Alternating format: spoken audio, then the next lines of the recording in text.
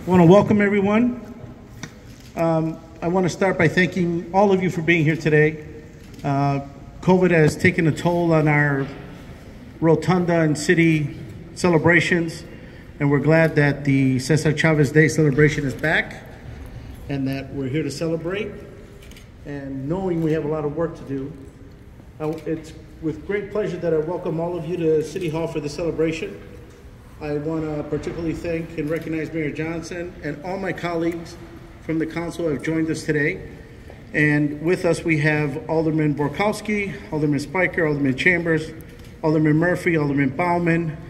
We're also joined by Alderman Samaripa, the assembly rep for my district, Ms. Ortiz Velez. Treasurer Cogs is with us today. And we also have Joaquin Arturo, who is with the Biden administration, and he is the administrator of rural housing. So thank you for being here. Of course, we have Lupe Martinez and Undersecretary Moffitt. We want to thank you and thank them for being with us today. A statue can have all sorts of poses: standing, sitting, mounted on horseback, even in a wheelchair. I like that this now familiar statue, which is borrowed from us from Clark Square, we want to thank you for that, that this statue, you see César walking. He knew with certainty that causes to which he dedicated his life to were journeys that had to be walked, and that there was no end to his walking, to his journey. The struggle for justice did not begin with him and did not end with his passing. That can be a hard message for us. We want our lives to have meaning. We want to see change for ourselves and for our children. And so much seems to always be the same. When we begin to believe this, it becomes easier to shake off the work each of us is called to do. It becomes easier to pretend we have no part and we can't make a difference. This is a lie told to us by the darkness. This is a lie told by those who fear change and who fear progress. They would like nothing better than to have us give up, to have us fear the way forward and an upward slope up that hill. But we know César would have kept walking, and we all should do the same. There's no other way to the mountaintop. And days like today, celebrations like today, remind us we should go there together. So get your walking shoes on. It is my pleasure to have Undersecretary Jennifer Moffitt with us. And she is with Agriculture, Marketing, and Regulatory Programs for the U.S. Department of Agriculture.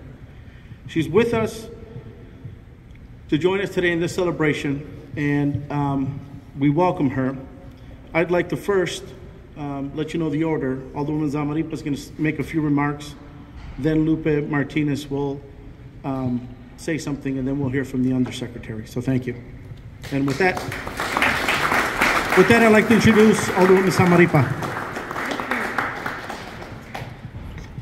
Thank you. Buenos días. I want to thank, I'm Alderwoman Jocasta Samarripa. Thank you everyone for being here today, especially Avanzando, our employee resource group.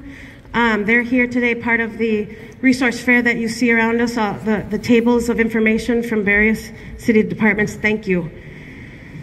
I want to thank Common Council President Jose Pérez and the City of Milwaukee for honoring civil rights, workers' rights, labor leader, and Latino leader, César Chávez. César was a champion of organizing for peaceful social change. Oh, that he knows what a legacy he left for all of us. Jose and I stand on his shoulders as the first in our Latino community to hold these positions as elected leaders for this city that we call home. May we continue to lift each other up the way César lifted us up. And with that, I have the great honor of introducing somebody who literally walked the walk with César Chávez, our very own Milwaukee Latino leader, civil rights leader, fighter, Lupe Martinez.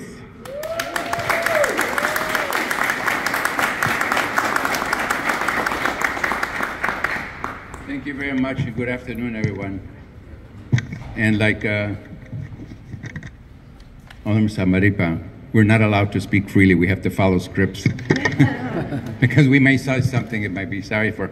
But before I say my remarks, I just want to recognize a couple of people that came with me this afternoon. My special assistant, where are you? Vanessa, she's waving over there with the camera. And then Cynthia Galvan, our new addition to UMOS.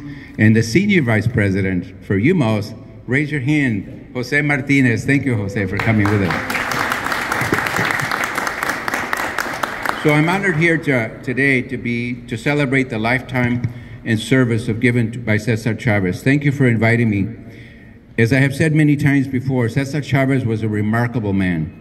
He was a leader, a mentor, an activist, a fighter for human rights. He was also a close friend. The photos on display of César Chávez over here in his gravesite and headstone at the United Farm Workers. If you have a time, go look at the photographs.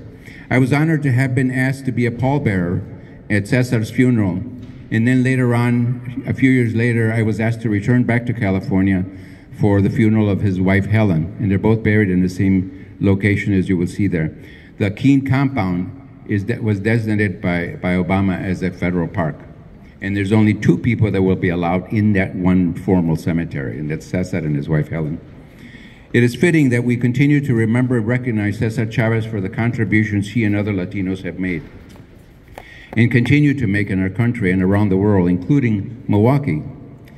Latinos play a vital role in Milwaukee's government, as you heard this morning, and we must continue to do so. Our federal, state, county, and city governments might mirror those that are being served. As I mentioned earlier, I'm honored to be here today to take part in this annual César Chávez Day celebration. I am also honored to introduce the next speaker. Jenny Lester Moffitt is the Undersecretary for the Marketing and Regulatory Programs at the United Department of Agriculture. Undersecretary Moffitt is a graduate of Brown University and the California Agricultural Leadership Program. She resides in Washington, D.C. with her husband and teenage daughter. Previously, Undersecretary Moffitt served as the Undersecretary and Deputy Secretary at the California Department of Food and Agriculture. I'm running out of spit. Prior to that, Undersecretary Moffitt spent 10 years as Managing Director at Dixon Ridge Farms, her family's organic walnut farm and processing operation. Farming is in her blood. Growing up and working on a farm, Undersecretary Moffitt learned firsthand the importance of taking care of the land and the people that work with it. For my fingers? And now as a policymaker, Undersecretary Moffitt engages with agricultural stakeholders on the critically important balance of sustaining our environment, strengthening our rural economies, and building healthy communities. César Chávez spent his life strengthening the farm worker community and the health of migrant season farm workers. The Undersecretary Moffitt is visiting Wisconsin today, and we are happy she is able to join us, and we celebrate the life and legacy of César Chávez. Please give her a warm Wisconsin neighbor.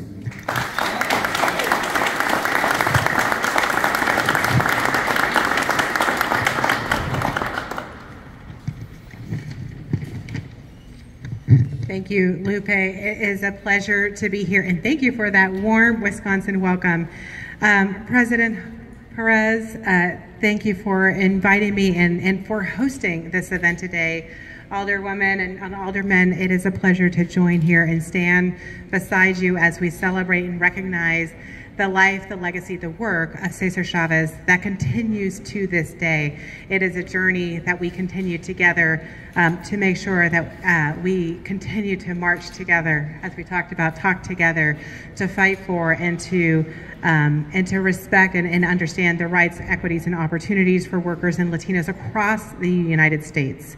His work continues to inspire people to band together to advocate for safer workplaces, to advocate for livable wages, to advocate for immigration reform. As someone who hails from California, César Chávez is someone who we revere and revere very much. Importantly, today in the state of California, it is actually a state holiday. So it is great to be here in Milwaukee, where Milwaukee City Council is recognizing the legacy of César Chávez as well. Many of these efforts are rightly focused in the agricultural sector, as César Chávez worked in, where workers continue to fight for better labor protections and other essential rights. The Biden-Harris administration and USDA recognize farm and food workers are essential to America's farm and food economy, a farm and food economy that contributes $2.7 trillion to our economy in the United States, and importantly also that feeds and nourishes all of us, from our elders all the way to our children and to everyone in between. That is an important part of what farm workers do and contribute to and are essential in contributing to. We also know that during the pandemic, farm workers stepped up, farm workers stood up, and farm workers continued to work in meat packing plants and grocery stores and on farms particularly as well, and expose themselves and in turn their families to unprecedented risks during this pandemic, to make sure that we all continue to have food on our tables. We take stock of those sacrifices that farm and food workers made and really recognize their hardship during the pandemic, which is why, thanks to Congress, we were able to receive $700 million for a new farm and food worker grant relief program that we were really thrilled to be able to partner with UMOS and 15 other organizations, including the United Farm Workers Foundation, around the country to ensure that we are giving gratitude and paying back a small token of the expenses that farm workers paid during the pandemic. I just want to recognize and thank everyone here for the moment that we're taking today and the moment that we take always, every single day, to continue to advocate for workers' rights, to continue to advocate for safety, to continue to advocate for fair pay for farm workers, for food workers, and to continue the legacy that César Chávez and so many with him championed many, many years ago. We have more work to do, but we've come a really long way. Thank you for having me.